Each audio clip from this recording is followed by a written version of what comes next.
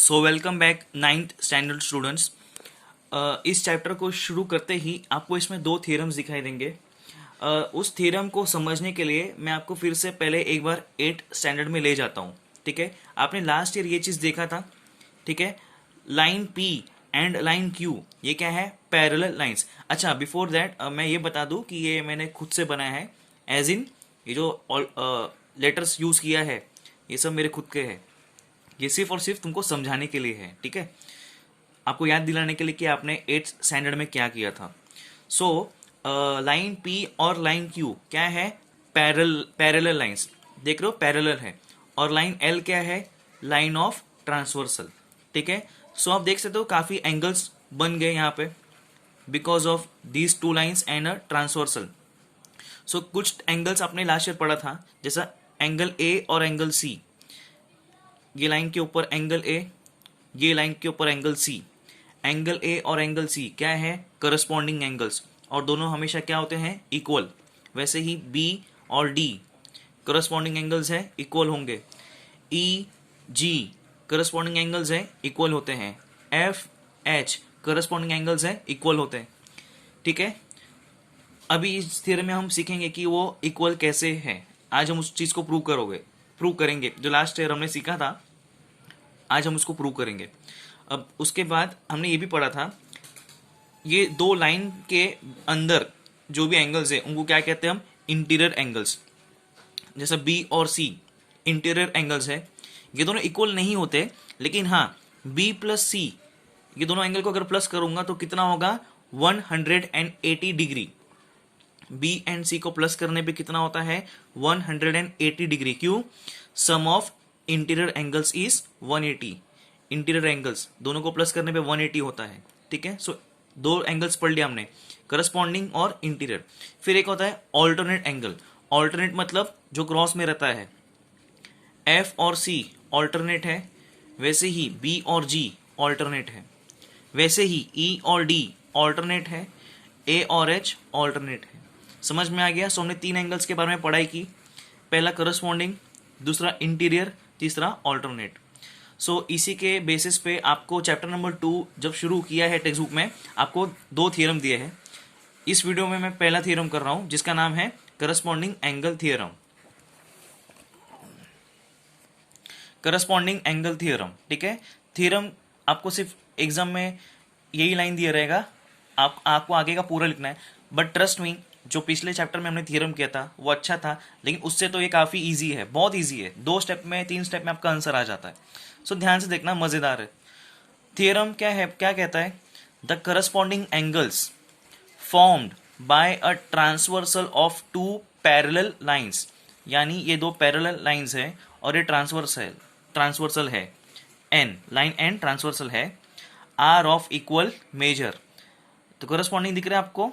आपको क्वेश्चन में दिया है, थ्योरम में दिया है द करस्पॉन्डिंग एंगल्स। यहाँ पे करस्पॉन्डिंग एंगल कौन है?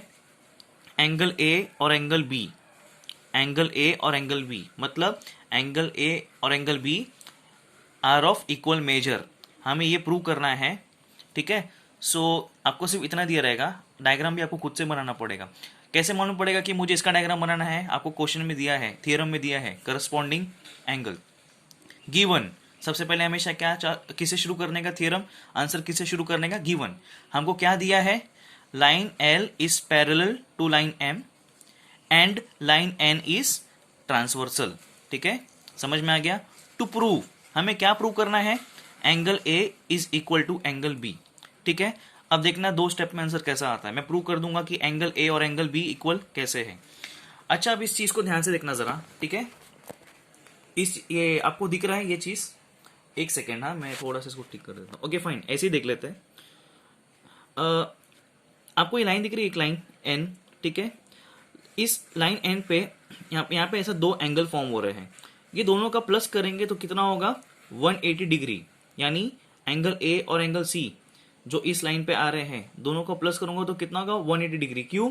Angles in linear pair. याद आया आपको? एक चीज था angles in linear pair. So angle A plus angle C कितना होगा? 180 डिग्री। क्यों? क्योंकि वो क्या है? Angles in linear pair. So लिख लेंगे proof angle A, this is plus, हाँ, प्लस साइन है, angle C equal to 180 degree angles in linear pair. ये समझ में आ गया। और दूसरा चीज क्या है, आपको अभी मैंने वीडियो के शुरुआत में बताया था, angle C plus angle B, ये दोनों इंटीरियर एंगल्स है, इसका भी प्लस करेंगे तो कितना होगा 180 degree. I repeat, angle C plus angle B कितना होगा 180 डिग्री। क्यों? Sum of interior angles is 180 degree. जो इंटीरियर एंगल्स होते हैं, इंटीरियर एंगल्स उसका सम कितना होता है 180 डिग्री। समझ में आ गया। सो पहले उसको पिछले वाले चीज को 1 नंबर दिया था, जो भी मैंने बोला एंगल सी और एंगल बी 180 डिग्री होता है उसको दे दिया 2। अभी फ्रॉम 1 एंड 2 आपको क्या दिख रहा है, एंगल ए और एंगल सी 180 डिग्री और एंगल सी और एंगल बी भी 180 डिग्री। सो अगर ये दोनों एंगल्स 180 डिग्री के इक्वल है, यानी angle A plus angle C और angle C plus angle B भी इक्वल है ना, क्योंकि दोनों को 180 डिग्री आ रहा है ना। इसका मतलब क्या, ये और ये दोनों सेम है। So from 1 and 2 angle A plus angle C equal to angle C plus angle B. समझ में आ गया ना, क्योंकि दोनों 180 डिग्री के इक्वल है, इसका मतलब ये दोनों भी क्या है, सेम। तो दोनों को आमने सामने लिख दिया। अब देख लो आप ध्यान से, angle A, angle C, angle C, angle B, कुछ सेम दिख रहा है इसमें, एंगल सी। तो एंगल सी को पेंसिल से ऐसा कट कर दो, वो चला गया। सो क्या बचा इस साइड, सिर्फ एंगल ए। ये साइड क्या बचा, angle B. Angle A equal to angle B, यही प्रूव करना था मुझे, यही प्रूव करना था ना मुझे कि एंगल ए और एंगल बी इक्वल है। प्रूफ हो गया, ठीक है, प्रूव हो गया। I mean to say that, hence proved. समझ में आ गया, इजी था ना। अच्छे से प्रैक्टिस करो, 2-3 बार आ जाएगा। सो आई होप आपने जो लास्ट ईयर पढ़ा था कि एंगल ए और एंगल बी इक्वल होते हैं, अब आपको समझ में आया वो कैसे इक्वल है। ठीक है, समझ में आ गया। फ्यू स्टेप्स में आंसर आता है। Angle A plus angle C करने का 180 डिग्री लीनियर पेयर में है, और angle C plus angle B करने का क्योंकि वो इंटीरियर एंगल है तो उसका टोटल 180 डिग्री होता है। फिर फ्रॉम 1 एंड 2 आप वो ऐसा कट पिट करोगे, सी काट दोगे तो ए और बी आ जाएगा। सो आई होप इट्स इजी। आप भी प्रैक्टिस करना। देखो देखने में इजी लगता है, लेकिन प्रैक्टिस करो तो ज़्यादा अच्छा रहेगा। ठीक है, और अगले वीडियो में हम करेंगे ऑल्टरनेट एंगल्स थ्योरम।